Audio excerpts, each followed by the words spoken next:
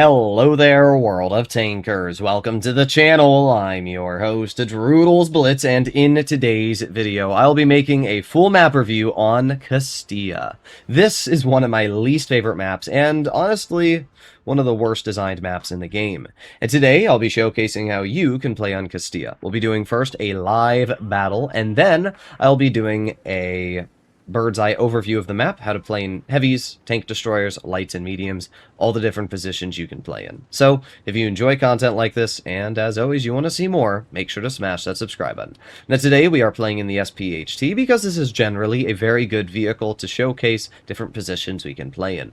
We are going to be driving towards base A in our heavy, and that is because going over towards base A or B is a much smarter play than going over towards the heavy flank in this vehicle.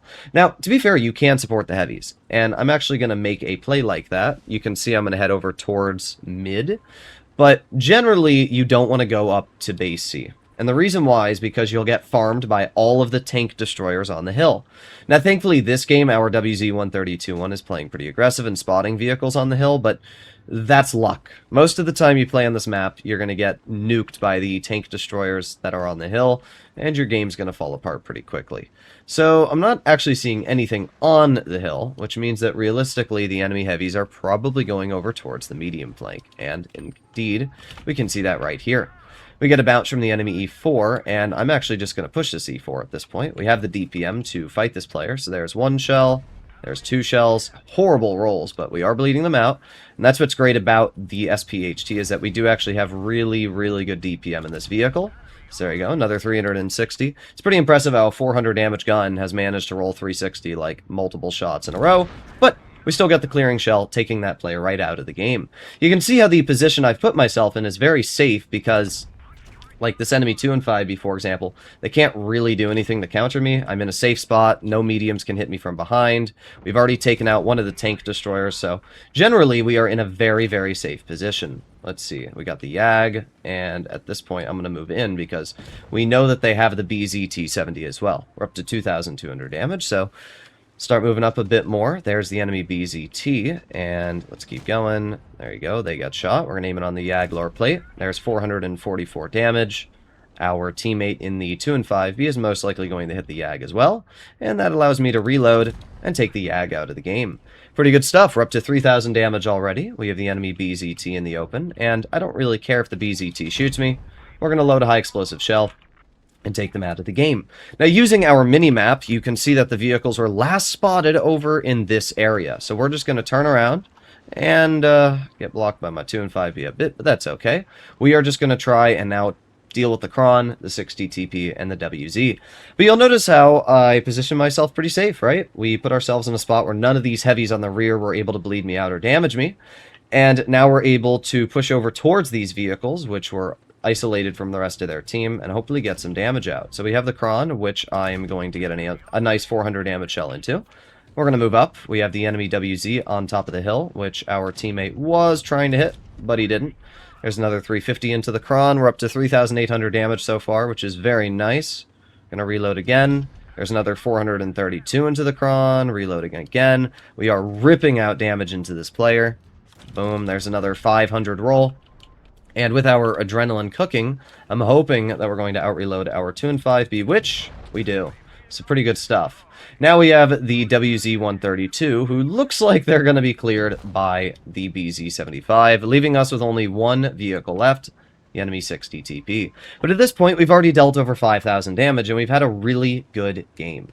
And that's a basic positioning for me in heavy works on Castilla. I'm really going to make a basic decision. It's whether I'm going to go towards the medium hill or the heavy hill. Now, this 2 and 5B, I'm not really sure why they're cutting everybody off. Like, bruh, why? But, yeah, when it comes to my positioning on this map, it's whether I'm going to go to the heavy hill, I'm going to go to mid, or I'm going to go to the medium flank. And in this vehicle, going the heavy hill, you're just going to be an HP pinata, so that's always going to be a horrible play. But going to mid, which is exactly what we did, benefited us greatly, and we got rewarded for it. So, 5,400 damage. Let's get the clearing shell into the enemy 60 TP, and that'll be it. Let's see, go over here, load a high explosive. Unfortunately, our high explosive did 0 damage. Taking a look at the post-game results, we can see that this was a really good game, dealing 5,400 damage, assisting 1,100, racking up 4 kills, acing the vehicle, and netting over 250,000 credits. So in general, this is a really nice game to showcase where you want to position a heavy, but that's only one scenario out of 1,000 that can actually happen. So here we have a bird's eye view of Castilla, right? And I'm going to be showcasing all the different positions that you can drive heavies, mediums, lights, and tank destroyers. And hopefully, by the time you're done watching today's video, you'll know everything you need to. We're going to start off with the most basic class of them all, and that is heavies. As you saw, some of my heavies decided to go up the hill here. And if you do want to make your way up the heavy hill, the best route is going to be just obviously wide like this on both sides. Problem with heavy hill is that tank destroyers exist. And tank destroyers are able to sit on this ridge line here, and they're also able to sit on this entire ridge line here. And the problem with that is if you're working this hill, these tank destroyers can shoot through these gaps, and they can annihilate you. If you try poking this taller position here, it's the exact same scenario. And tank destroyers from this spot are able to shoot vehicles that poke this side of the hill, and it's not just tank destroyers, it's also mediums and faster heavies that can make their way to these positions here and here. Vehicles from these two spots are able to shoot into this position as well. Therefore, again, generally driving up the heavy hill is not going to work. So if we're not able to go up C hill, then where do you actually want to go? Well, you still have two positions that you can go on both sides in a heavy tank. You can go to this spot here or this spot here. And then you can do the same thing on the other side. You can go to this position or this position. These 4 spots are pretty similar to each other. From this spot, you're able to overlook the crossing and shoot players that are in base C. And that's the exact same thing from this side over here. You can poke this corner, and you can do the same scenario. You can also move a little bit further up to this spot, and you can overlook people that are poking here, and you can also overpoke your vehicle and overlook this crossing here and here. You'd have to be a little bit more careful in this position because tank destroyers that do move up far do have the ability to shoot you, and same thing for here, you can shoot players that are overpoking this corner, but generally it's not as big of a problem, and you don't need to worry too much about being farmed, especially if you have vehicles on the hill here. They're going to be focused more than you are poking all the way in the back. So those are going to be your 4 decent positions. Me, I usually like to go more towards mid, and you actually saw that in the game that we just played. I spawned over here, made my way down this road, and then I made my way through the path like this. Now, if the enemy team had driven towards C, you probably would have seen me actually branch off over here and go to this wide position, or even potentially go over to this road right here and then try to shoot people through the gap, depending on where the enemy was. But either way, that's generally what you would see me do because you have the ability to shoot people on C while also being in cover from tank destroyers and vehicles that are going to be on the hill that are going to be able to shoot you from here. So it's a good spot to cover yourself from a lot of enemy positions. That is generally the spots I would go to your heavies in. There's not much else. The only other position you can go is you can obviously go wide over here. And the same thing over here, you can either climb up this spot and then you can go wide like this. But either way, you can make your way over towards the medium hill or even go fully wide. But generally, I only recommend to do this if your whole team is going there. Because if you go to this spot in your heavies here, the problem is if the enemy mediums get superiority up top, they can literally just farm you and make you completely useless, which isn't great. And if you go up top this hill here, you can still be farmed, you're slow, it's going to take a while. So generally, I recommend to go more towards mid in your heavy tanks in these areas.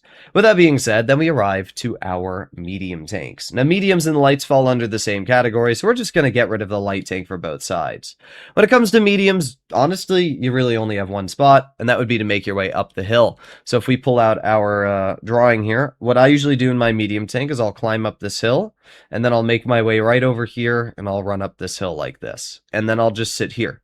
And it's the same thing for the other side. I'll make my way through, go down the bridge, and then I'll climb up the hill, and then I'll work this position. Those are my first 2 spots. I usually go in a medium, generally because I'm going to spot up enemy tanks that are trying to poke here, or here, and then at the same time, if there's enemy heavies that are, driving in this position or this position, you can overlook and you can shoot them. Then you also have the option of sitting here in your medium and here. And from these positions, if the enemy heavies are over in this spot, you can obviously overlook and you can farm them out. So you have two different positions you can kind of go in your mediums. You can also overpoke these spots here and here, but generally I don't recommend it. I cannot tell you how many times I see people foolishly poke a spot like this, and there will be like tank destroyers scattered all across here or here, and they'll poke this position to shoot something, and they'll just be instantly obliterated by the tank destroyers. It's generally not a good idea to overpoke. It's why putting your medium in this spot here is the safest position, and you can also sit in these spots and you'll be pretty safe. But you have to be pretty careful even of these spots here, because tank destroyers and heavies can also shoot you if you get detected there, so something to keep in mind. But mediums are pretty basic on Castilla. I would just put your vehicle in this area and you'll be totally fine. That brings us to the last class of vehicle, and that is tank destroyers. Now, tank destroyers are going to be the simplest of them all, and that is because you generally have three positions you can work tank destroyers. First of all, we have the tank destroyer hills here and here. These are very easy to climb up. If you're on the red spawn over here, you start here, and then you just climb up this hill like this, and you're up the hill. And if you're on the green spawn, you just climb up this little ridge right here, and you can climb like that, and boom, both sides, you're already on the hill. From this position, you now have the ability to overlook this spot here and this spot here. You also have the ability from red spawn to overlook all of the medium hill, including vehicles that are poking this bush. You can shoot from right here. So generally, you actually have a flat advantage on red spawn, because if we take a look on green spawn, you don't have any angle where you can shoot vehicles in this bush because of the way it's designed, where this side you do. So it's pretty unfair in that regard. Wargaming did a poor job designing the map. And actually it gets more beneficial for red if we take a look further, because you can also sit your tank destroyers back here. And from this spot on the red spawn, you actually have the ability to shoot through this gap all the way over here. And you also have the ability to overlook this crossing here and here, where the other side doesn't get that spot. I mean, sure, you have a bush back here, which can overlook this and a slight bit of the crossing, but that's it. You don't really have the ability to overlook this position because it's blocked by a ridge. So, yeah, you just have flat worse positioning on green spawn versus red spawn with tank destroyers. It's very unfair. The only other spot that you can realistically go is this bush back here. You can overlook this position, and it can actually be decent if you know how to work it, but it also can be very, very, weak and easy to punish if you put yourself there and then you get caught out in the open. This side of the map, you can go all the way to this far corner, and once again, you have better positioning because you can overlook this whole gap right here and this crossing here. So, generally for me in a tank destroyer, I'm going to go here first. Same thing if I'm on this spawn, I'm going to go here. Now, that doesn't mean a heavily armored TD. Obviously, if I'm on a Badger or, a T95, I'm probably not going to spawn camp on the hill. Depends on what type of vehicle you're driving. But if you're in a grill or a 4005, sitting in these two back positions are going to be your best spots. If those spots aren't working out, you can fall off. You can reposition over to these positions here. You can reposition over here. Those will be your best plays. So let me know in the comments what you guys think about this. At the end of the day, Castilla is a map that is incredibly challenging to play on, especially if you are on the bad spawn. Not only that, but heavies really seem to have it worst because they're going to be the ones that are punished for driving towards the heavy hill. Wargaming definitely needs to redesign this map, but during the time being, hopefully this guide helps you out. If you want to see more videos like this in the future, make sure to smash that subscribe button down below, and I'll see you all in the next one. Bye-bye.